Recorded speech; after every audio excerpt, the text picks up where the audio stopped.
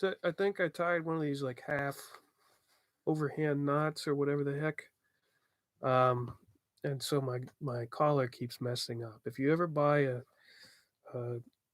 $200 silk tie from the Napoleon collection, remember to tie in a more regal type knot, like a full Windsor, in commemoration of the Prince Charles, who's probably going to die.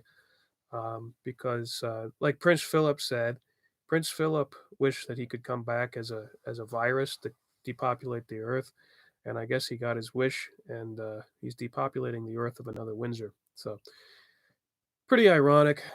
Um, these people kind of deserve it though, because they really, really do believe in depopulation through underhanded means. So it's especially, as Law and Order says, heinous. Um, but anyway, so thumbnail.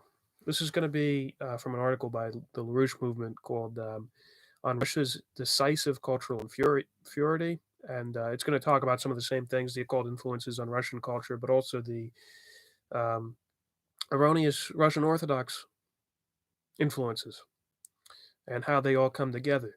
Now, the leading promoter of Russian uh, uh, literature to the West is one of the major proponents, founders of the Frankfurt School, um, and founder of the Authoritarian Personality Project. If you can't see it on the thumbnail, he says, "Read Dostoevsky and destroy the West, you authoritarian personality." Now, this individual was actually the son, George Lukács, of a Habsburg banker. Can't remember the name right now, but the closest banker to the Habsburgs. This was the son. You see throughout this entire thing the involvement of the Habsburgs, the new Dugin Eurasianist system, and his love for Karl Hoshofer, who helped Otto von Habsburg craft the Pan-European Union. And historically, this is not some sort of dumb conspiracy. Historically, the Habsburgs have had a conception of the new Rome, which ties into the third Rome ideology, the fourth Rome ideology, etc. The Habsburgs during the time of Cardinal Richelieu, I believe, were trying to establish a universal monarchy based on the Pan-European Union, a universal monarchy um, based on the Habsburg family. And this is one of the major long time since the beginning of the fall of the Roman Empire. One of the major struggles within Western European civilization is between the old Guelph monarchy and the Habsburg monarchy, and particularly France, and Germany to a lesser extent. Uh, the war on the League of Cognac is one of the older examples of this. Um, so I drink some Hennessy and some Salignac, some Sally, to commemorate that period. And I shoot texts. I think he has me like shadow blocked or something, but I shoot dumb, mean spirited tweets to Edward Habsburg all the time, just because he's on Twitter and he's trying to appear like a real human being. Um, well, I mean, he is. I'm not going to be that mean and egregious, but they act like wholesome people when they're really conniving um, for the Pan European Union and the destruction of nation statism. If you don't know, Cardinal Richelieu is one of the guys that worked with the Medici Bourbon dynasty to establish the modern concept of a nation state and national self determination. So, very important period in history. Richelieu had some problems, but generally very much contrary to what people like Jay Dyer and all the America haters out there. Um, the Bourbon Medici dynasty was very influential on the creation of the American Republic. In fact, they loaned us troops to fight the British, and it was on the basis of nation statism. It was on the basis of some long developing doctrines and ideas coming from the Council in Florence and the development of the city-state republic to national state, the modern economy, all of this. I don't want to go into that because that's not why we're here. Please give me a like and thumbs up and share and like and share and find out where I live and send me some money. Send me some new $1,000 suits. Okay, here we go. Dealing with the Russians' Decisive Cultural Inferiority by Lyndon H. Larouche, Jr. Below are excerpts of the policy memorandum issued on September 11, 1986, under the title The Design of Political Counteroperations, Medium to Long-Term Operations in Dealing with the Russian Empire. This paper addresses a range of topics which must be considered individually and together to define both shorter-term and long-term implications of the irregular warfare directed against us by integrated resources of Sino-Soviet intelligence. The paper uses the hypothetical case that over the relatively short term ahead, peace through strength posture by the USA and its collaborators has halted the Soviet Empire's active aggression. This hypothetical circumstance is posed to define a general approach to winning of the regular warfare against the empire. The point is presented and explained that exclusive emphasis upon methods of internal subversion of nations falling into the classes of Russia or mainland China cannot lead to a net success. Only by inducing a crisis of felt cultural inferiority within such nations can the conditions for needed cultural shift be induced. This cannot be accomplished by narrow emphasis upon covert or other factional penetration of the inside of these nations, but only in causing such nations to feel deeply that they are culturally inferior to nations immediately surrounding them. It is shown also that this same approach defines an effective counteroffensive against Soviet-directed irregular warfare. So this is a counter to George Lukács, who was Hungarian Soviet Republic's propaganda minister, and who started what was called the Dostoevsky Project, which became the authoritarian personality program, which Jay Dyer completely blames on the CIA and to a lesser extent British intelligence, when it's completely the other way around. It's to most extent British intelligence and the Soviets, and to a lesser extent CIA Anglophile faction around Georgetown. So, a crucial feature of this irregular warfare is the Soviets' most important and masterful deception of the post 1945 period, the credulous Western acceptance of the myth of the Moscow Beijing split. I guess that's the Sino Soviet split that was being talked about. I don't know. First, the doctrine of counter warfare, principal theses. Strategic policy planning against Sino Soviet irregular warfare must be with broad understanding what we are dealing with, chiefly with three broad classes of cultures: Russian, Chinese mainland, and Western European. Although Moscow and Beijing have remained united throughout the post war period, to the destruction of their adopted common adversary, us, they represent respectively different, implicitly immiscible cultures. Their continuing regular warfare is directed against the nations of cultures more or less immiscible with either Russian or mainland Chinese culture. Thus, the most essential feature of the irregular warfare is the form of one species of culture engaged in subversion of a different species of culture. The proper strategic doctrine of the USA and its allies divides its objectives into a range of objectives, from the near term to the long range. First, targeting an eradication of Sino-Soviet irregular warfare capabilities in territories outside China and Russian Empire. 2. Military and cultural containment of the adversary's forces.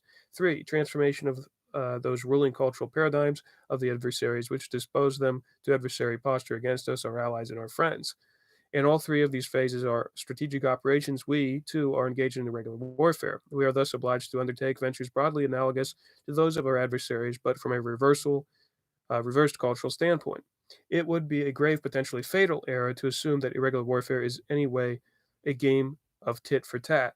It would be a fatal error to study Sino-Soviet warfare against us with a view of imitating Sino-Soviet practices as countermeasures against them as their surrogates, which is what's pretty much being practiced by today's media. It's just a blame game of pointing at people, and it's the same thing that the Trumpers, Q-tards, are doing in respect to the left. They can't acknowledge when something's true that Russiagate does very much figure into the Trump administration. But actually, more so, figures into the Q-tard phenomena. The tiger does not combat the crocodile by imitating the habits of the crocodile. Western civilization, Russian culture, and mainland China culture are three respectively distinct species of society, each as distinct from another as animal species differ, at least as much as the cuckoo differs from the species in whose nest the cuckoo leaves its eggs. The essence of Sino-Soviet irregular warfare against us is penetration and subversion, international narco-terrorism, and other less subtle features of their irregular warfare. are merely a specific application of the capabilities achieved by penetration and subversion.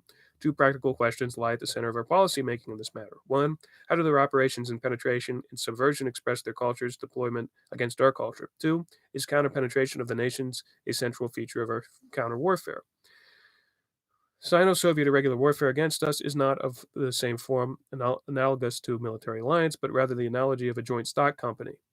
This joint stock company arrangement is analogous to Soviet intelligence control of the UNO agencies, the World Health Organization, and FAO UNO agencies, which are in practice joint stock company ventures of the USA and Soviet intelligence establishments.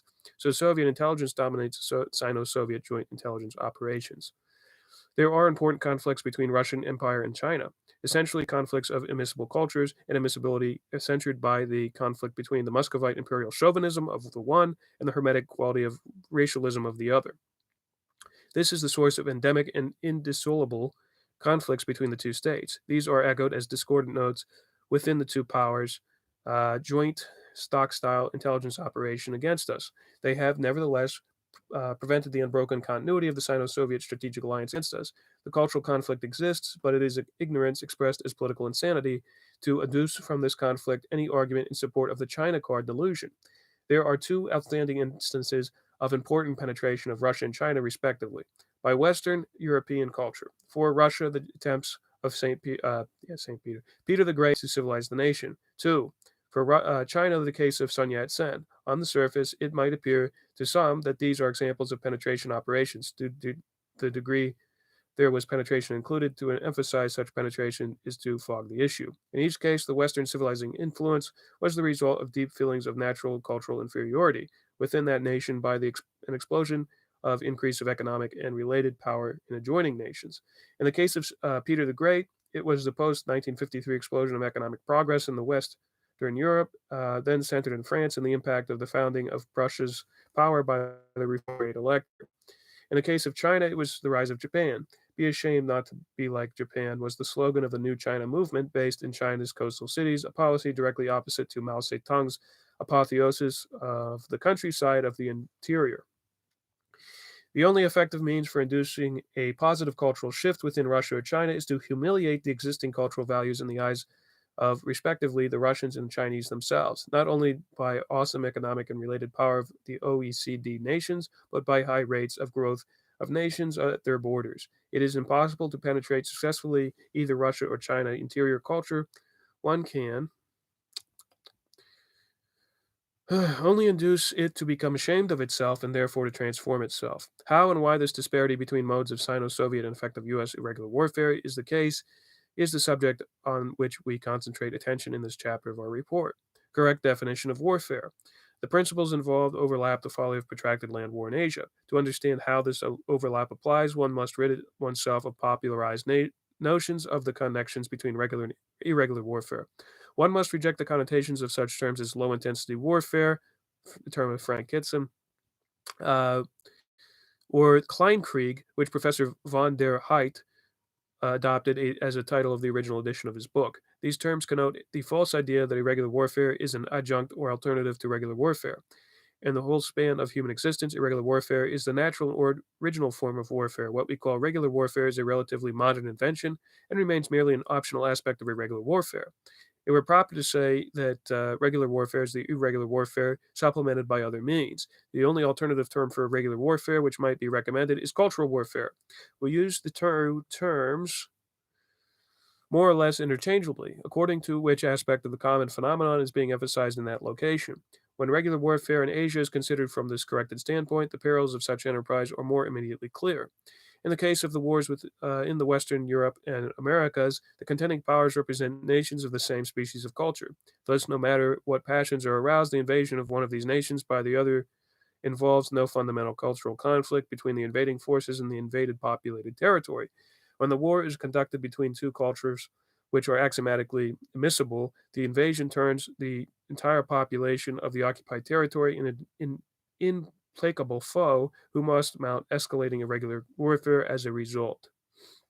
The complicating feature of the case of wars among nations of Western European culture, those of Western Europe and the Americas, is that the average of Western European culture is itself a never better than uneasy accommodation between two cultural strains, which are ultimately immiscible but which have been mutually habituated to a certain degree of cohabitation. In the case of the Nazis, for example, the forces of the German invaders of westernized nations in Poland during World War II were predominantly German patriots serving under the command of the Nazi state. At one level, mere patriotism dictated resistance to invading and occupying forces because the invaders were German. The resistance grew as it became clear that the invasion was not by German culture, but on behalf of the Nazi culture, implacably hostile to and alien to Western European culture in general. The case of the Nazi occupation of the Ukraine is one illustration of this. Originally, the Ukrainians received their Wehrmacht as liberators. Had the there's okay, it's done. Something was trying to play. Now it's playing again. What the heck? Ads. Freaking progressive. The algorithms are recommending absolutely degenerate videos on your stream. Typical. What kind of thing is it recommending? Boogaloo Crusader. Send me an update of the kinds of things it is recommending. Send me a screen cap, and maybe we will share your show and tell on the next show. See, this is an interactive stream, and that's why everybody should be watching the show because of how interactive I am. So, Boogaloo Crusader, if you can send me that intelligence update on the degenerate videos that are being recommended, I will share it on the next show. All right. It's irregular warfare against me. That's what it is.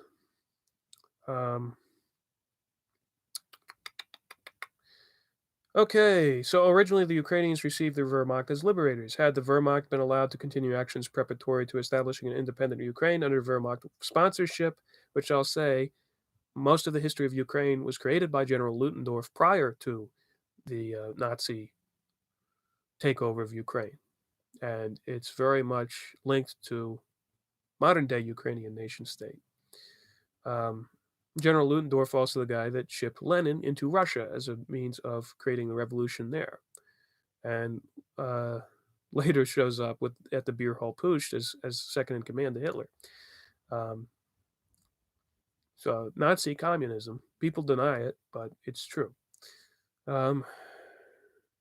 Soon, the Wehrmacht's political administration of occupied territories was pushed aside by Nazi administration, whose brutalities turned collaborators of the Wehrmacht occupation into dedicated irregular warfare forces committed to the extermination of Germany.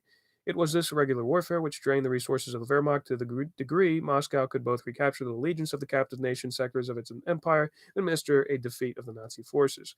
It was not Russian distances or logistical difficulties of the Wehrmacht's protracted warfare which caused the Nazi defeat of the Eastern Front. These were factors, of course, but they became major factors only because of the environment of irregular warfare involved developing the German forces. In Asia, the rules of the cultural warfare always predominate, although not all among the cultures are as absolutely immiscible, respectively, as Western European and China interior cultures. The axiomatic commonality generally characteristic among nations of Western European cultural heritage is lacking either absolutely or almost so in degree.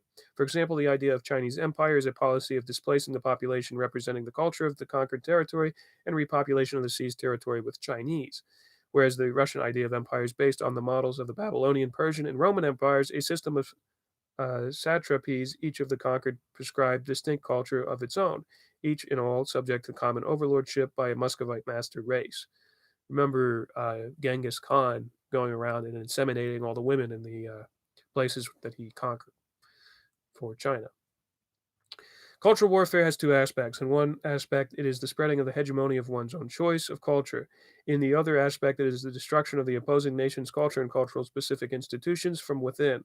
The actions taken in respect are designed to serve the actions taken in the other respect, but except as the two overlap in part, they are not of the same form or nature in action. Warfare occurs in the form of an implicit set of goals, respecting the development of one's own nation and the shaping of affairs among the nations of the planet. As other nations have implicit goals conflicting with their own, we are in conflict to that degree. When this conflict reaches the intensity at which the opposing set of implicit goals defines another nation or the set of nations as the face of the adversary, German Feindbild, then a state of cultural warfare exists between the two sides of this conflict. This cultural warfare is expressed as irregular warfare. We seek to assert our implicit goals and to destroy not only the adversary's power to pursue conflicting goals, but to destroy his willingness to adhere to such conflicting goals. Irregular warfare is the original and primary form of uh, warfare, with respect to which regular warfare is sometimes a subsumed feature. Regular warfare is irregular warfare implemented by aid of other means.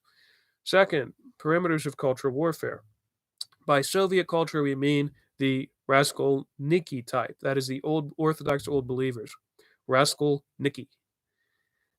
And identify the relevant characteristic features of that type as follows. We mean this type is defined by Fyodor Dostoevsky's as typified by the Raskolniki revolts against Peter the Great, the Pugachev insurrection, and as the congruent with the philosophical outlook of 1440 Muscovy of Ivan III, Ivan IV, the mystical 1510 prophecy of Philotheos of Pskov, the writings of Maxim Gorky, and the films of Sergei Eisenstein. We use the term China culture here as a shorthand for the specific aspect of China's manifold culture adopted by Mao Zedong, a cultural tradition rooted in predominantly ancient legalist philosophy and Taoism and associated with the bestialized mode of life traditionally imposed upon the farmers of China.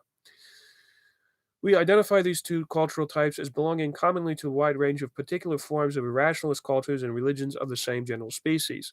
In practice, we include the bestial tyrannies of such African states as Gaddafi's Libya, Idi Amin's former dictatorship in Uganda, and so forth, as regimes of the same cultural species. Based Idi Amin and based Gaddafi. We include generally all sorts of nativist cultures targeted for exploitation by Soviet ethnology agencies of Yevgeny Primakov and Gaidar Aliyev, including Shiite and other forms of so-called Islamic fundamentalism. We also include, as varieties of general species classification, the ancient Mesopotamian culture and the Siva current in India's culture. Somebody calling me. As a general classification, all such cultures are usefully viewed for purposes of strategic policy shaping as degenerated or barbaric cultural types, a locust plague of enemy forces, differing among themselves but commonly swarming in lust, dedicated to the destruction of our civilization. They are strategically analogous to pestilences and epidemics, which threaten to destroy any civilization which lowers its cultural resistance sufficiently. Like locust swarms, the individual member of the species may rarely be conscious of his effective intent to destroy civilization. He may destroy an entire civilization, unwitting of the nature of the wrong he has accomplished against humanity generally. Yet, consciously or not, he undertakes just that, in effect, as matter of the cultural instinct. This is generally what I'm talking about when I deal with people like Jay Dyer. Without understanding the mechanisms of culture, no competent shaping of strategic policy for irregular warfare can be accomplished. By culture, we mean the following. Put aside the positivist concoctions called modern ethnology, anthropology, sociology, and psychology. Define culture from the standpoint of classical Indo-European philosophy and philology, using this yardstick of comparison for not only the case of Indo-European series, but also contrasting currents of culture. By aid of examining modern European and other languages from a standpoint of functional analysis of the interrelationship of Homer's and Plato's classical Greek to the classical Sanskrit, circles associated with Gauss and the Humboldts established a more advanced appreciation of relevant points featured within Plato's dialogues. That the ancient Vedic peoples of Central Asia have developed very sophisticated, astonishingly accurate solar astronomical calendars, and there is a geometrical principle underlying the structure of Indo-European languages. The verifiable accuracy of solar astronomical calendars in Vedic hymns shows that the very advanced form of literate language was employed to transmit those calendars orally to the time of written documentation, and such a literate form of language existed in Central Asia during the period of 6000 4000 BC. If we study the internal history of modern mathematical physics from the vantage point of synthetic geometry, we realize that the greater net advance in human knowledge was accomplished over the span from primitive man to the emergence of the Vedic than has been accomplished since. Pooh in the loo.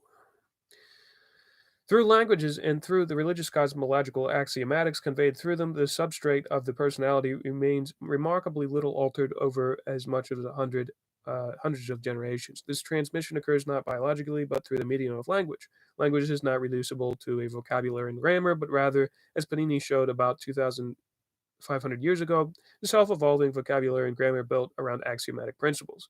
This set of principles and their elaboration determines the way in which an individual is conditioned to define the structure of experience, to choose goals, and the frame of decisions. Culture is thus defined as both axiomatics and development on the premise of those axiomatics. A particular culture is its axiomatics as expressed by the form of development elaborated up to the time of reference. Thus, in the largest degree, the behavior of people of a culture is not the sum of individual members' decisions, nor of the interaction among individual decisions.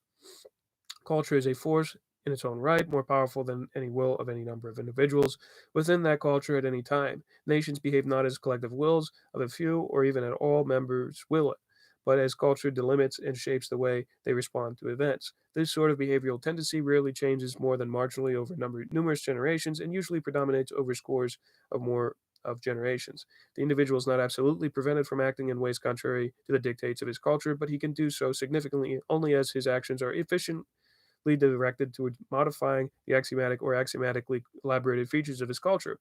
Fundamental science discovery by an individual is paradigmatic of the manner in which this kind, here we go, back up to the top, change may be accomplished. This way, more or less clearly understood by the author of the cultural change, which has been imposed upon Western Europe and North America during the past 20 years, a key feature of Sino-Soviet irregular warfare against us. The authors of this New Age countercultural project referred to their efforts as a cultural paradigm shift. The traditionalist family-centered values of the population were radically shifted, axiomatically shifted by the rock, drug, and sex counterculture. This action against us has been the foundation of Sino-Soviet irregular warfare against us. Our counteraction must be to reverse the cultural paradigm shift within our nation's population and aim to induce a desirable sort of cultural paradigm shift in the cultures among barbaric peoples such as the Russians. We are not obliged to blind slaves to cultural heritages, but we must begin with a comprehension of the overwhelming force of transmitted culture to become qualified to modify culture. We must not blind slaves to culture nor followers of Mandeville's Fable of the Bees. We must respect the force of transmitted culture if we are able to be truly effective as individuals. In the realm of irregular warfare, this view is an indispensable one. The characteristic features of cultures which are axiomatically adversary to our own is that they are both irrationalists and bestialists. First, the Augustinian heritage, the characteristic distinction of Western civilization. I don't know if somebody from the show is trying to call me, but I can't answer calls. I'm sorry. That's my light. Is based on subordination. Let me check the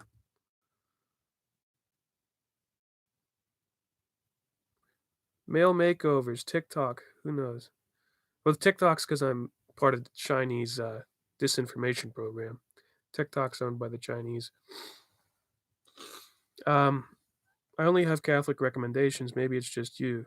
Meet My Baby Daddy isn't something I've ever seen before. Never had recommendations like these. They're trying to degenerate you. That's what the algorithms do, guys. Okay. They know this is an important video, so they're trying to distract you with male makeovers. Although I could use one right now, to be honest. It might get me more views if I had like perfectly coiffed hair and big lips and honk clown nose, all sorts of stuff. That's what I'll spend the money on when it comes in. Okay, so Western European civilization is based upon subordination of every other consideration of law and policy to the essential superiority of man over beast, the divine spark of potential for reason inherent in every human individual. Second, the existence of universal truth expressed in the lawful composition of the universe as a whole, which mankind reasons enable us to discover. Three, the function of individual life in society is essentially fostering the development of the individual's powers of efficient reason, governing the practice of individuals in society according to the knowledge of universal truth. Four, that this defines axiomatically true individual self-interest in the true self-interest of the states. Barbaric cultures are essentially racialist blood and soil cultures whose form of belief is consistent with the worship of capricious tribal gods. They reject the existence of efficient and knowable universal reason. The greater facility with which the Western culture generates scientific and technological discoveries and assimilates these into productive and other practices is a benefit of the association of the notion of superior social identity of individuals with the qualities of reason. In Western culture, We normatively consent to modify a culture according to standards of reason. Barbaric cultures which reject this are traditionalists and assimilate technological progress with difficulty. The barbaric culture, which modifies itself only when it accepts the painful recognition that its culture is inferior, hence the formerly revered tribal gods are no longer respected. Irrationalism, by rejecting the principle of knowledge, universal reason, adopts instead of reason the notions of power and the will to use that power as the only recognized lingua franca of relations among people. So think Nietzsche, Kant, Joseph de Maistre. Hyper-rationalism leads to irrationalism. Only the perception that other nations are intrinsically superior on these latter accounts enables the barbaric culture to be penetrated by superior cultures. In order to transform the culture of China, the essential thing is to promote high rates of progress among the nations of the Asiatic Rim, including Asia.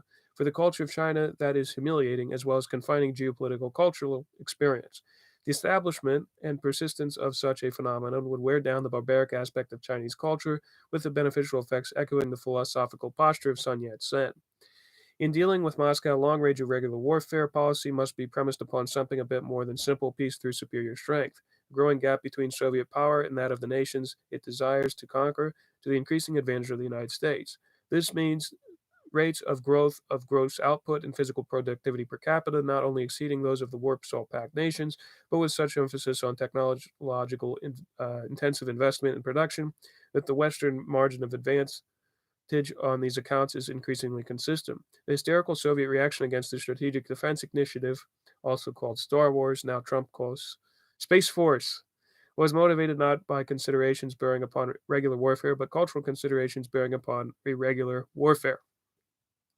First, over the past 20 years, the Soviets have achieved a margin of strategic superiority for regular warfare, less for reasons of Soviet economic success than because of the West's post industrial self destruction of its own development. Any major technological drive within the West would reverse this trend. Second, the Soviets would never enter into actual arms control cooperation with an adversary power, as sharing technology would imply this arms control is a hoax we have imposed upon our deluded selves. They never actually supply data on their strength. Three, Moscow is equal to or even significantly ahead of us in developing and deploying strategic ballistic missile defense based on new principles and as passive measures of strategic offense. All Soviet statements to the contrary are simply lies. Their real objection is that under any crash program around projects such as SDI, the U.S. would sustain high rates of technological attrition comfortably for both economically and culturally. For reasons of inferiority of Soviet culture, Moscow could not match these rates of technological attrition, which the U.S. would reach during the medium term. The Soviet dictatorship of Imperial Russia quickly organized that SDI's success is less a military threat to them than rather a direct cultural threat to Russian Empire. It is the cultural threat aspect which drives them into a frenzy. Three, the New Age aspect. The key to all activities of Sino Soviet foreign intelligence and irregular warfare against us is a proper comprehension of the trust. The power of Russia or China, as such, is only somewhat greater than the capacity for regular warfare and for the support of trust activities. At its present, the Soviets are at the verge of overpowering and perhaps devouring many among other partners of the joint stock company, which the trust is. Now, that's an analog. I know people don't have an attention span, so we're not talking about a real stock company where the Soviets are selling your social security number on that stock. It's an analogy to how the Chinese and Russians work together. Each of these matters is, relatively speaking, one or another of the particular organs of the entire organism which the trust is. To define the trust as an organism, overlay every fact which the trust connotes, with another set of facts, those connoted by the New Age. Such an overlay leaves a few important things to be explained, but not many.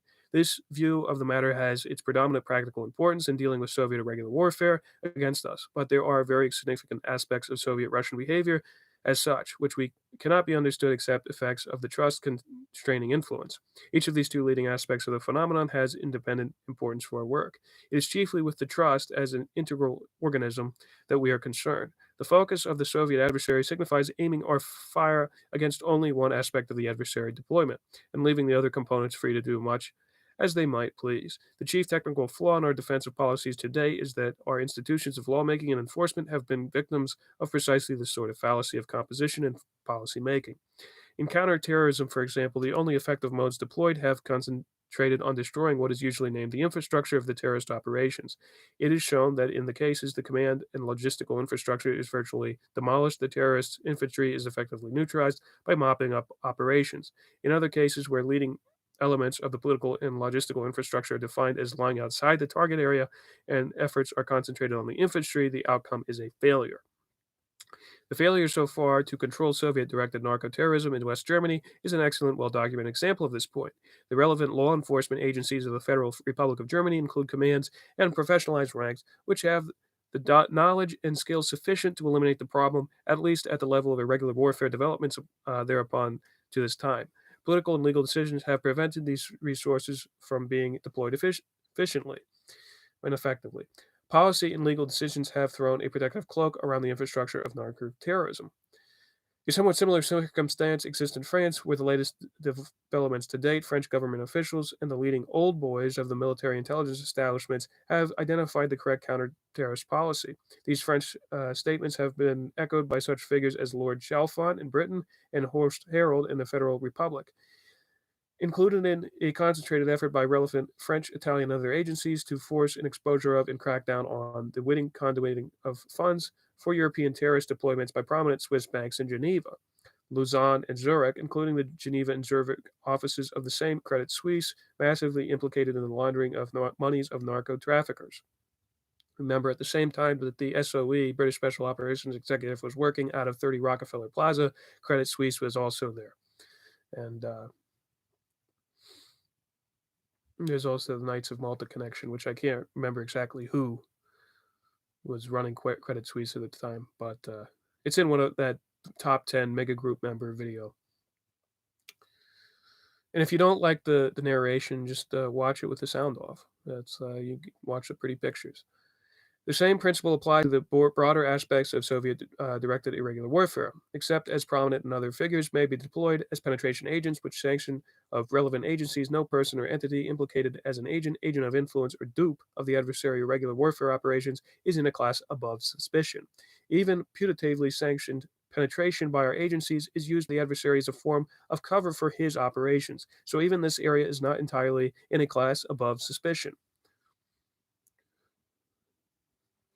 Jay Dyer is promoted by Kate Hahn Institute that's run by a former KGB official. That's not an argument. That's not an argument against why orthodoxy is better than Catholicism. It's not an argument. Fallacy of it's a fallacy of guilt by association.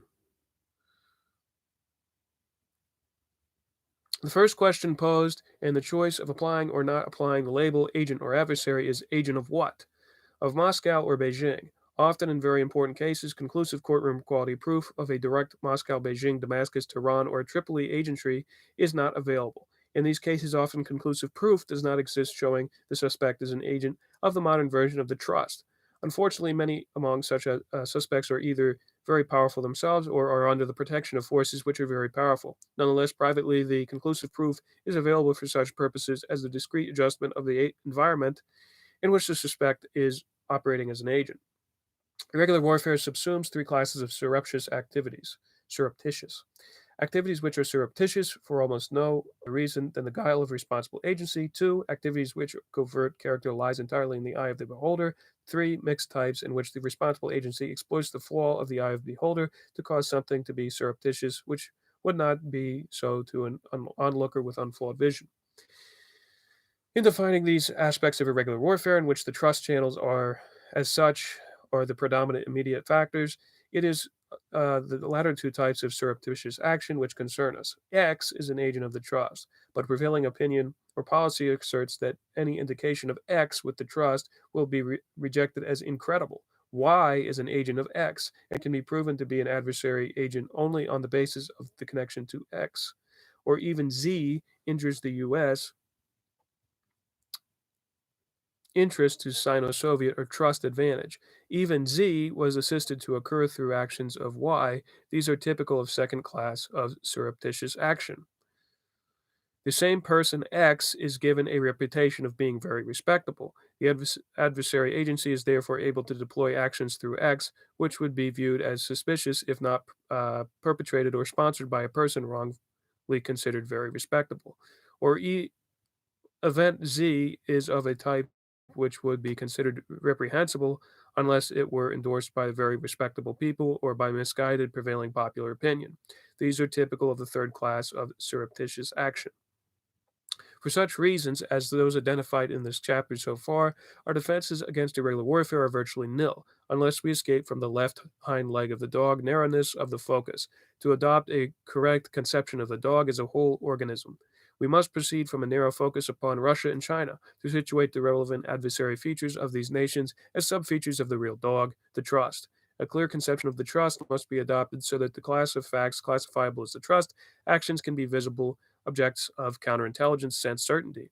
The trust cannot be defined accurately without incorporating the overlay of the new age.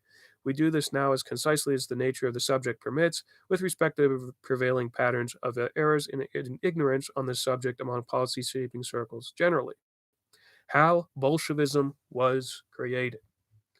Both Bolshevism and fascism were creations of the New Age movement in which Dostoevsky, Nietzsche, and Crowley were prominent figures. The connection between the New Age and fascism is more widely understood because the wild mysticism of Nazis and other fascists is rather well known, and because the defeat of the German fascism brought many of the direct connections to light. This view of communism is not widely accepted, largely because popular opinion views communism as the psychotic phase of the social democratic neurosis and has selected and arranged only the facts and legends which appear to coincide with this popular prejudgment. In the last analysis, there is a much more weighty reason that communism is not recognized as New Age spin-off. This particular era is key to the bungling which permeates even the most weighty documented publications and papers on the subject of the trust. The New Age was immediately a production of a large and growing degeneracy among the European aristocracy and financier families. The relatively plebeian intellectual figures of the New Age movement as Dostoevsky and Nietzsche were under the patronage of such wealthy degenerates. It was impossible to conceal these class connections of the fascist movements. The popular notion of the class, affiliations, and enmities of the communists view fellows such as Corliss Lamont as defectors from their social class, and rejects out of the hand the notion that any large component of the wealthy upper classes could have sponsored communist insurrections. The very idea of such class connections puts the popular delusion into jeopardy that politics is arranged from right to left to center. People will tolerate refutation of those ideas they have reached by processes of reason. They will more rarely tolerate any further discussion of evidence contrary to their delusions. That is the only reason the phenomenon of the trust are either ignored or fundamentally misinterpreted strategically. The case of the French Jacobins' leadership in Paris mobs is rather exhaustively documented. If we trace the history of European radicalism from the Jacobins through Mazzini's Young Europe and Young America conspiracies to the formation of the socialist and communist movements of the present century and the functional coincidence of the New Age and trust as institutions, the popular prejudices are supplied devastating refutation. At that point, real comprehension of the trust begins. Robespierre and the Jacobins' rise to power in France was an enterprise of French-speaking Swiss bankers, the Duke of Orleans organization. Um, like I say, it was the Duke of Orleans who tried to remove the anti-Habsburg Cardinal Richelieu, and it was also the agent of the Duke of Orleans, Alexander Dumas, who wrote Cardinal Richelieu as the villain of the Three Musketeers. But going on. And it was the Duke of Orleans who stormed the Bastille. All of these facts missing from something like Libido Dominandi by E. Michael Jones and the traditional Catholic mythology of the French Revolution. And the British East India Company of William Pitt the Younger. The pivotal Swiss figures involved directly were the French finance minister who bankrupted France and brought on the revolution, Jacques Necker, and the notorious daughter, the Madame de Staël. And this is where Joseph de Maistre comes from, is Madame de Staël's salon, and a lot of Napoleon's close confidants. The siege of the Bastille is best known instance of such direct connections. The mob was organized and armed by the Duke of Orleans. As a member of the mob left the Bastille, bearing the heads of murdered on their pikes.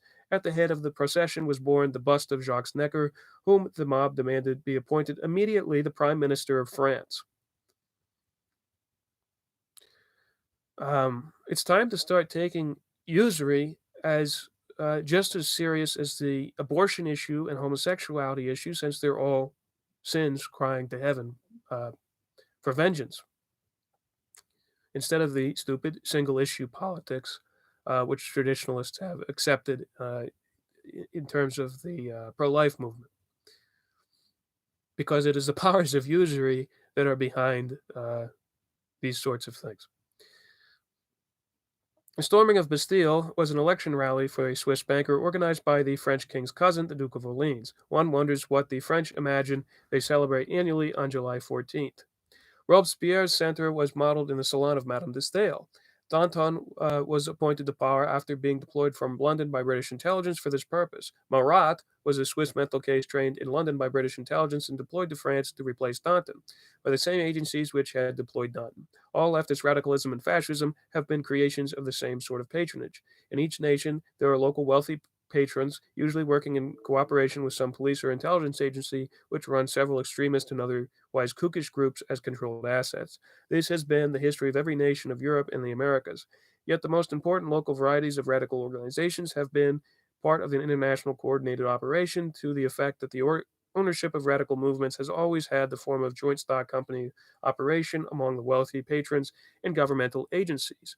Think about George Lukács, who headed the very short-lived Soviet Hungarian Republic as a propaganda minister, and then joined the joint stock company, in quotes, of the Frankfurt School, despite being agent of the Habsburgs. We must be more specific. Radicalism of the right and left varieties have been controlled predominantly not by wealthy people in general, but by well-defined faction among the wealthy. The required definition is the international mobilization for and against our War of Independence. For a clear empirical distinction, draw a line defining the opponents of the American Revolution in the winning faction of the 1815 Congress of Vienna.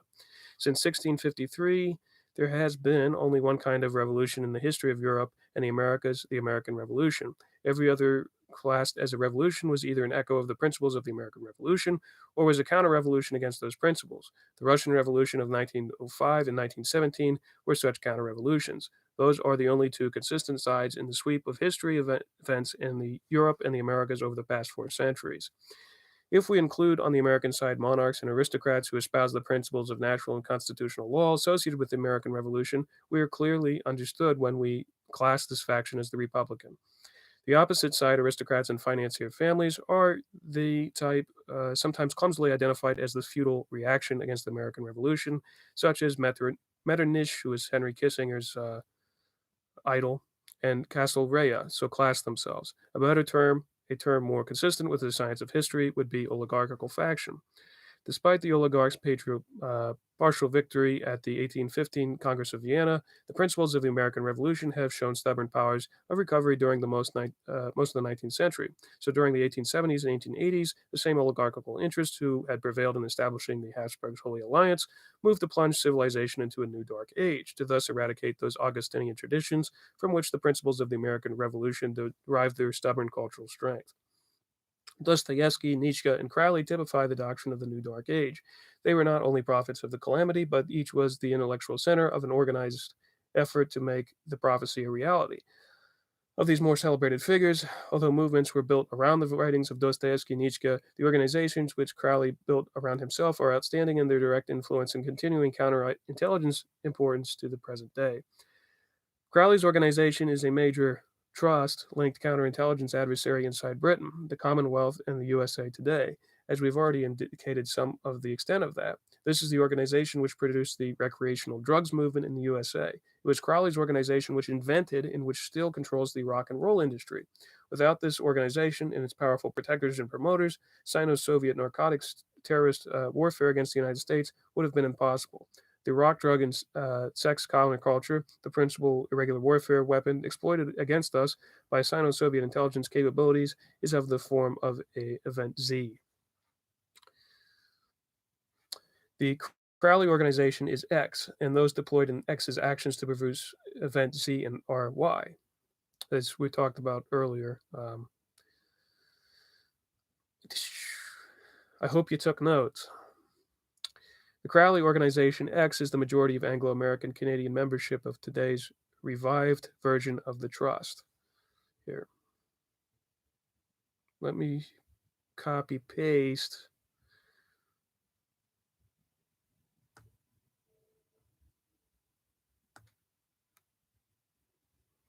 See if this will copy paste in the chat so you know what I'm talking about.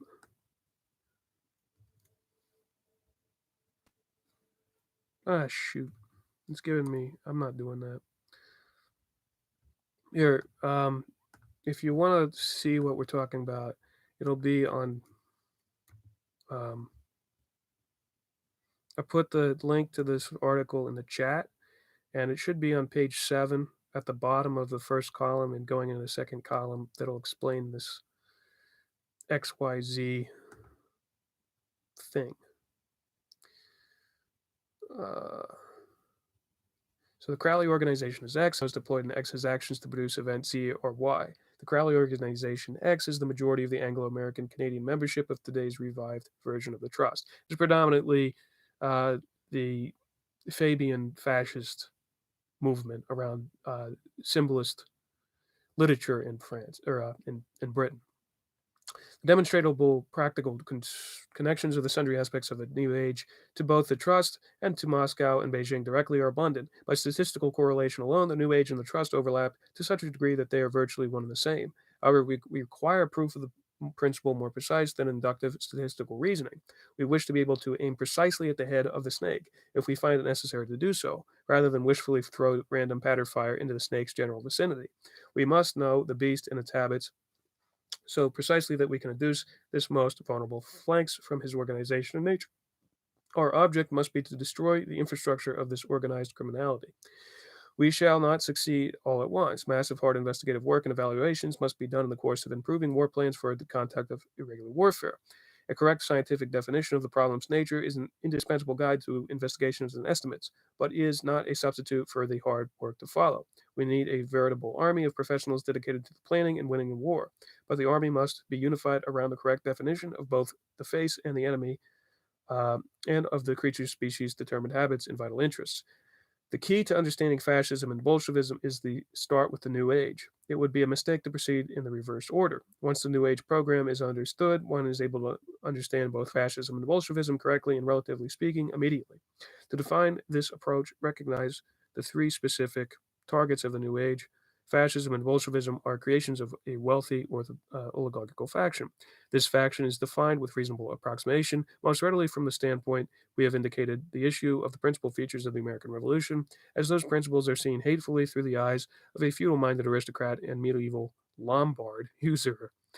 The social composition of the oligarchical families emulates the legendary daily life of the pagan god of Olympus and the imperial courts of Caligula, Tiberius, and Nero. Today's jet-set degenerates exemplify the type. To understand those who do thinking for the wealthy degenerates, take St. Augustine, Charlemagne, Otto I, Frederick Barbarossa, Francis Louis X, and 11th as Republican types, locate as their principal immediate enemies, such as Byzantine rulers as Justinian and Photius, plus Mount Athos, Venice, and the old Roman imperial families of Rome. Put special emphasis on Byzantine control over the Vikings through both the Nordic version of the Olympus pantheon imported to these barbarians earlier and the Arian heresy imported later. Remember, the Arians founded the two patriarchates in Venice, and since then, the Venetians have always considered themselves separate but equal to the church in some sense. See the Byzantine and Venetian development of the barbarians against the order established by Charlemagne and Otto, including Venetians' role in creating the Mongol hordes. That is right. The one of the times the Pope had given Venice special trading rights to with Venice, and Venice used that to fund the Mongol hordes against rival city-states and republics, and steering them southward and westward to adduce thus a very specific feature of the adversary's habits relevant to today. The New Age is not the first time the adversary has consciously fostered a new dark age, such as that of the 14th century. In an effort to eradicate the Augustinian cultural heritage, barbarians overrunning Western Europe from the east is part of the enemy's stock and trade in the ancient medieval times, as well as the instance of the Holy Alliance's adoption of Russian hordes as the policemen of Europe. Moreover, remember the unlike modern day pragmatic Americans who study the problem of textbook history essentially to pass the course. Our adversaries' brain trust really studies history in great depth and very seriously in order to discover scenarios and principles by which to shape the present and the future. In aspect to that brain's trust, you are not dealing with a stupid enemy, but a very satanically clever one. New Age is shorthand for Nietzsche's and Crowley's definition of the 20th century as the dawning of the new age of Aquarius. Both define this as the end of the age of Pisces, which for them was the age of Jesus Christ and the Socrates and Plato. As their new god, which they defined as the Antichrist, Nietzsche proclaimed Dionysus, the Phrygian name for Satan. Crowley proclaimed Lucifer, the Mithraic cult form of Satan, known as in Greek as Apollo. The New Age adopted a specific current within Russian culture as the leading instrument for their destruction of the Western civilization during the course of the 20th century. They rejected the Westernizing culture current sponsored by Peter the Great and embraced by the Romanovs, deadly and implacable enemies, the Old Believers. Dostoevsky expresses this culture and its implicit goals most precisely in the terms the New Age admired and promoted the Old Believers. And we talked about this when de Maistre brought all the theosophical works from France as a Savoy ambassador to Russia. The Old Believers swallowed it up. And this is why a lot of the neo-Orthodox individuals during this time would rather see the Bolshevik Revolution than the reforms by the Romanovs.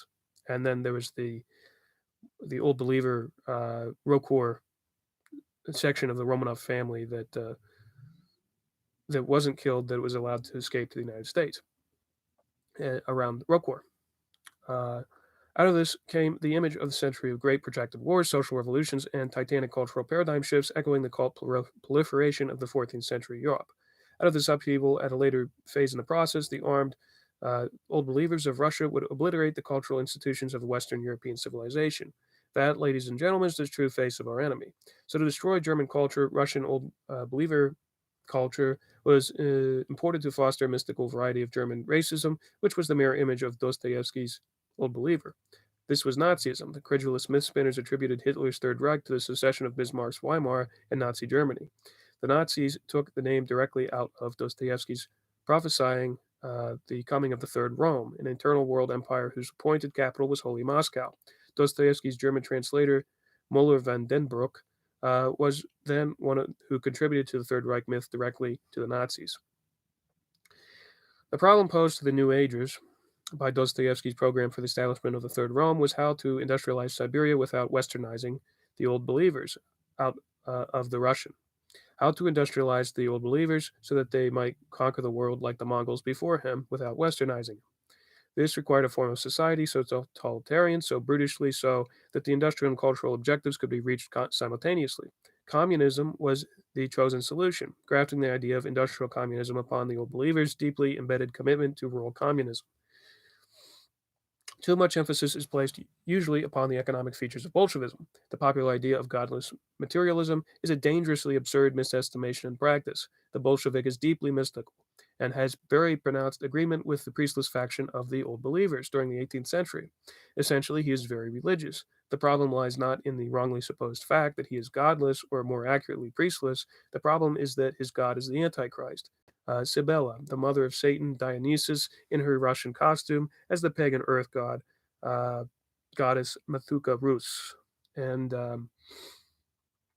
that's clearly started to be established by Solyev and a sociologist, Berdyaev, as the. So they wanted to add Sophia as the fourth person of the Trinity. Same kind of deal. A correct collection and arrangement of the facts about Bolshevism adopts the cultural side of Bolshevism as its primary feature. If the attempt is to explain the Soviet mindset from the starting point of economics, we have a popular misconception of Bolshevism as a result. One must begin with Bolshevik culture, the Soviet mindset, and discover how the mindset governs Soviet economic policy. This is key to understanding the significance of the recent statement against President Reagan's July 25th letter to General Secretary Gorbachev by Soviet military spokesman Colonel Vasily Morozov. And we read, The SDI is aimed at a triple goal, last but not least. The Americans would like us to try to create our own SDI because, in their view, this would put such a strain on the Soviet economy that it would collapse under the strain. Morozov is restraining an estimate reached by the Soviet leadership sometime prior to February 1983, represented as official Soviet response to the Larouche design for strategic ballistic missiles defense based on the new physical principles.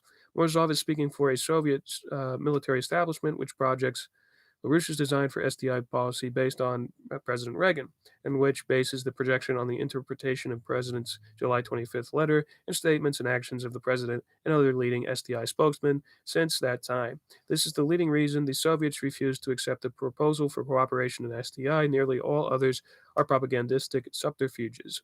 Their thinking on this subject is one of the simplest and most conclusive demonstrations of the way in which Soviet culture demonstrates Soviet economic policy, rather than the reverse. If SDI were limited to some systems analysis conception of a perfectly pre-tested fixed type of SDI, the Soviets would have little difficulty in matching us, along lines they have been working for years. If, however, SDI is not a fixed system, but is rather a continuing process of technological attrition, the Soviets would be unable to match this after a span of 5 to 10 years of cooperative progress among the US and its allies.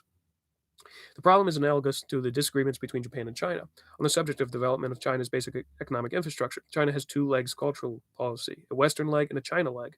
China desires a relatively superficial use of Western technological culture and compartmentalization sections of the topmost governmental functions, and within the confinement of coastal urban centers of industrial and development zones. However, China is also determined to prevent so deep a westernization as to threaten the continuity of what is viewed as traditional Chinese culture of the interior.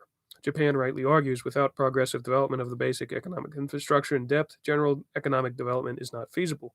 China responds since such a policy would undermine our cultural policy, basic economic infrastructure in depth is clearly not necessary.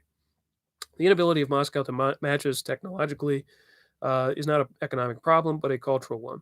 The old believer is a cultural traditionalist, passionately so. Technological change is contrary to his deep mystical feelings. The Soviet hierarchy refers to the phenomenon of the Soviet economy as the peasant problem. On the one side, from the standpoint of economic imperatives, uh, and I want to bring up G.K. Chesterton uh, in his foreword to Arthur Penty's work, leading distributist, who later goes on to the social credit movement. G.K. Chesterton praises the Bolshevik solution to the peasant problem uh, in that introduction, and links technology to the Inquisition, the machines of the Inquisition. And that entire book is a tirade against technology and rather, farming worker communes. In case you thought that those people were, some sort of conservative faction related to something that is really truly the basis of uh, Western civilization, like that of the development of Cardinal Richelieu, Cardinal Mazarin, all based on the legacy of Charlemagne. Uh, anyway, on the one side, from the standpoint of economic imperatives, they know that the peasant rascal old believer must be taken out of the industrial operative in local industrial management. On the other side, like China's bureaucracy, the traditional old believer character of the population is an inviolable leg of the national policy. The peasant problem is one of the main aspects of Soviet motives for backing the environmentalist and post industrial movements in West. Russian cultural policy will not permit the Russian economic policy to adapt to high rates of generalized technological attrition in the basic industry and agriculture.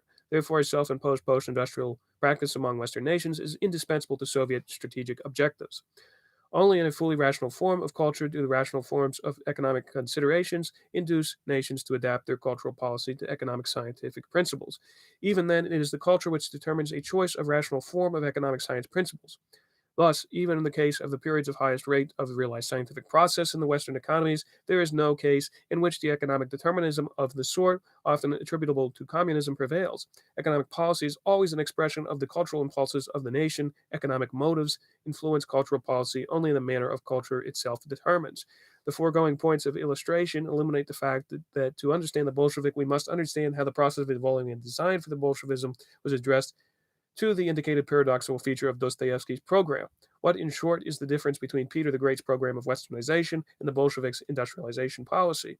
The secret is to be found in the grotto of Alex Muntz's Isle of Capri, where New Ager Maxim Gorky, who was one of the major Soviet propagandists, cultural propagandists, molded the cultural policy of the future Soviet state. The mindset of the New Age's author, okay, yeah, it's in here, is a deeply mystical one. What is called often symbolic philosophy is their alternative to reason. Astrology, witchcraft, paganist varieties of cult rituals, and the magician's trickery are the hallmarks of such mysticals' mental life. At the center of the unleashing the program for the dawning of the new age of Aquarius was the adoption of the figure of Emperor Tiberius as the model incarnation of the Antichrist, and the resurrection of Tiberius's myth or cult centered the Isle of Capri. This is the guy who supposedly, um, some people believe, sentenced Jesus Christ to death. Although others believe that this is just a myth made up by this cult, and that generally he was sick on the Isle of Capri and in seclusion. The chief priest of the occult of Capri was the notorious Alec Munthe. To this center, leaders of fascism, such as Hitler's emissary Hermann Goering, were drawn on pilgrimages. Here, Maxim Gorky gathered the Bolshevik leaders for instruction in what he was fashioning as the future Bolshevik culture. Bolshevik culture is dichotomized one, the sword of iron subordinated to the sword of the spirit. Jean Dixon, using computers to churn out marketable horoscopes, is in keeping with Bolshevik culture. Soviet industrialization must be seen in this light. Russian science and industry are for the Bolshevik soul a necessary evil. The sword of iron, Bolshevism proper, is the mystical sword of the spirit. The spirit belongs to the mother, Satan, Mathukas Rus. Thus, in technological matters, the Bolshevik is rational, but only up to a point.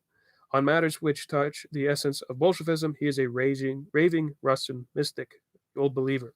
Art and religion are where men and women are themselves, and Augustinian civilization, art, religion, in the spirit of the scientific inquiry are one and the same. The experience and celebration of the unity of truth, beauty, and agape are the essence of Western classical fine art. In these things, we are at peace with ourselves. We are at home, come in from the hurly-burly of the daily conflict to renew ourselves spiritually for the struggles of the coming day. See the Russian professional musician attempting to perform classical repertoire. He is typified by an extraordinary degree of physical proficiency, but everything he makes sounds like an echo of drunkenly sentimental Red Army soldiers singing Kalinka. With a few exceptions, his mind cannot capture the essence of classical composition.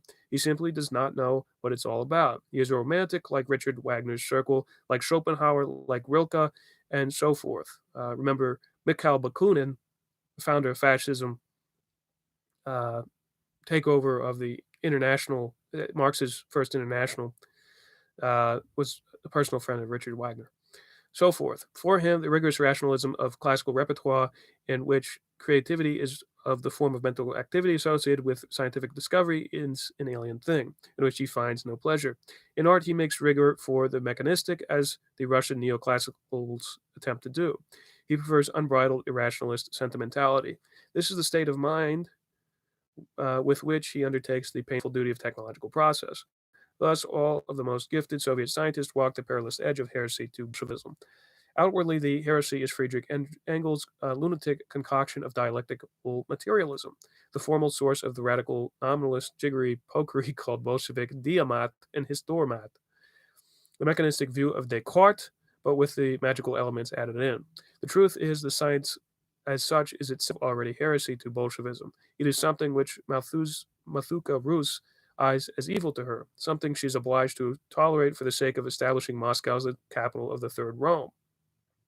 She permits some Russians to occupy themselves with this sinful practice, a practice of which she hopes to purge herself once the empire is consolidated.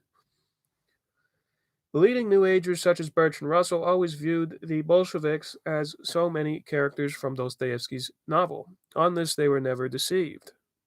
The Bolsheviks were, for them, the berserker Vikings sent against Charlemagne's order, the new Mongol hordes. Was it not satanic of Russell and others to favor the looting of the Western civilization by such a pestilence? Of course, they are as satanic as London hellfire clubs of the 18th century, as satanic as Crowley professed himself to be, and proud of it. Of course, many features of Bolshevism disgusted them, but they viewed it as a necessary evil, a lesser evil than the Augustinian principles expressed by the American Revolution. They saw the Taoist traditions of China and the Russian old believers as leading candidates to serve as an armed cultural force for the destruction of the Augustinian civilization, with a bit of Sufism thrown in. For the 20th century, they saw the Russian Empire as the most credible selection, and Taoist China culture perhaps a future successor. The view by New Agers has produced in two world wars, fascism and Bolshevism during the century, with outright Satanism coming up as the new form of pestilence. The course of events so unfolded transformed the sponsorship of Russian revolution into an uneasy but otherwise efficient partnership with the entity created. That partnership, so defined, is an organism to which we must correlate all the relevant facts of irregular warfare. And we're almost done. The last chapter is a solution. Wow. Chapter 4, the New Renaissance Strategy. Modern European history begins out of the 14th century New Dark Age. The program of Dante Alighieri, continued by Petrarca from the Spider's Web Center at Avignon, was developed as the Golden Renaissance of the 15th century. The period from the Habsburg sack of Rome in AD 1527, I believe this is related to the War of Cognac, until Mazarin's defeat of the Habsburgs in 1653, it's Cardinal Mazarin, is sometimes described as a Little Dark Age. Less disastrous than that of the 14th century, but severe, centered around Mazarin's successor Jean-Baptiste Colbert in France and the reforms of the great elector of 17th century Prussia. The methods of the Renaissance were used to rebuild Europe. The creation of the United States was a major accomplishment of that later Renaissance. Remember, we are named after a American or an Italian explorer that was financed by the Renaissance in Italy, Americo Vespucci. And Columbus, too, was related to the Florentine Republican faction around the Medicis. Over the known history of Europe, the history of the particular nations, and sometimes there's this guy called Schism 206, who is this edgelord nihilistic guy who does history on occult Catholicism. And he always talks about how the new world is evil and the old world is what the new world was revolting against. And despite being this little punk, and I think he's associated with like Tim Kelly and Jay Dyer, those circles. He presents himself as a traditionalist, despite the fact that he's like a rock band little punk. So if you ever look him up, give him some hate from me. Um, he typifies the Catholic side of things like the Jay Dyer operation. Over the known history of Europe, the history of the particular nations, and sometimes Europe more generally has been an alternation of New Dark Age and New Renaissances. For this reason, Friedrich Schiller, in his capacity at Jena University professor of history, proposed that European history must be studied as essentially a fight between two opposing types of forces. The one typified by the slave society, this is where you get feudal society, of Lycurgus's Sparta, the other by Solon's constitutional reforms at Athens. The Republican tradition typified by Solon and St. Augustine builds society by means we associate with new renaissances. The oligarchic tradition of Sparta seeks to destroy the institution of such renaissances. So one thing is Augustine was a Moor. A lot of people try to make the Catholic Church or the Western tradition out to be anti-black or something, anti-ethnic, when it was kind of founded by a Moor. So put an eggplant in the chat for Moorish cultural superiority. I know we have some Calabrese in the chat room, so that's put an eggplant in there for him. Eggplant emoji, please. Using methods which are either intended to introduce a new dark age or which tend to cause that result. Whatever the intent is, the matter might be. In aspect of the matter, we are close to the essence of Europe's experiment with irregular warfare. Those of us who are educated to become conscious of the thousands of years of Republican history draw upon the historical knowledge for guidance in our crisis of today. Our enemies, the oligarchical faction, draw upon knowledge of their faction, long experienced to shape the policies today. Those on both sides who do not know history floundered in their own confusion and blunders. We Republicans have, like the traditionalists who are falling into the Orlanist camp of Action Francois, or the idiot camp of people like, well, Charles Coulomb's in both of those, but the Habsburg faction, like Michael Voris or Steve Bannon, or who else? Well, all the pan-Europeanists, and I mean, obviously Edward Habsburg, but you get my point. We Republicans have one essential thing in our favor. Thousands of years of experience show this is true. We are able to show that with potential advantage must necessarily exist for us today. This factor is the secret of winning irregular warfare against present-day forms of our ancient enemy. This special knowledge is the true secret of Dante Alighieri's famous Commedia, sometimes recognized by the name Divine Comedy. Before Dante, Plato and Christianity taught us that the nature of man is twofold. On the one side, there's the aspect of the newborn child, which has a moral resemblance to the condition of beast, irrational hedonism, the more seeking of pleasure and avoidance of pain. On the higher side, there is that which distinguishes us absolutely from the beasts, the imago viva Dei. I would not say divine spark, as the author says here, of our potential for developed reason. This, according to Plato, St. Augustine, and Dante, delimits the variety of personalities which humans can assume to these three broad classifications: the pure rationalist hedonist, the man of Dante's Inferno; the purely reasonable type, the man of Dante's Paradise; and three, the mixed type, the person whose conscience is governed by the desire to be a person of reason, but who is nonetheless gripped strongly by irrational forms of hedonistic impulses. Corresponds to the bronze, silver, and gold souls of Plato. The immediate source of potential strategic advantage of the Republican cause is that our support within the populations is derived from the quality of reason, whereas the source of political support for our enemy is man's capacity for bestiality. The simplest kind of illustration for intrinsic strategic superiority of our cause is the fact that technological progress is the only source of increase of the productive powers of labor. The aspect of our nature which enables us to effect valid scientific discoveries on the one side and also to assimilate new discoveries efficiently to the form of technological process depends upon mankind's potential for reason. Thus, given to societies starting from a level of equal development, the one which is loyal to the principle of scientific and technological process will become more powerful per capita than the society which is not. This advantage is not limited to the work of science and technology. It pertains to every facet of your personality. The immediate source of strategic strength of a cause is that, provided we adhere to our own right principle, we foster the superior development of people. Our society pursues a better, more capable individual personality. The secret of the success of Republican strategy in irregular warfare is that we must promote that kind of development of our people and apply the superiority of the culture to our attack the characteristic weakness of opposing culture. We must foster our strengths and those strengths in such a way that we effectively exploit the inherent weaknesses of our adversary. The example we have used twice earlier, the role of technological attrition in connection with the implementation of strategic defense initiative is a good illustration of this principle of irregular warfare strategy. We use the fact that our culture makes us superior in technological attrition to play upon the fact that our adversary's culture makes him inferior. We serve our cultural best by using its inherent superiority as a weapon. We defeat the adversary's culture by treating his culture inferiority as its weak flank. With flank going all the way back to Alexander the Great, who helped found the Platonic academies against the piece of shit Hannibal. All right. I think everybody stopped. We got one eggplant. I always find that eggplant use as a derogative term in Italian culture funny because eggplants are not brown, they're not black, they're purple. And therefore, it's so stupid that it can't be racist. I expect more videos once you get your Trump bucks. That's true. I might get a better webcam. I might get a full-size studio. Get Botox. That's right.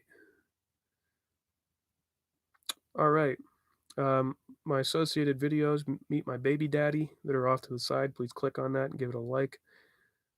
I didn't trick you into using a racist dog whistle. Those are eggplant emojis for me.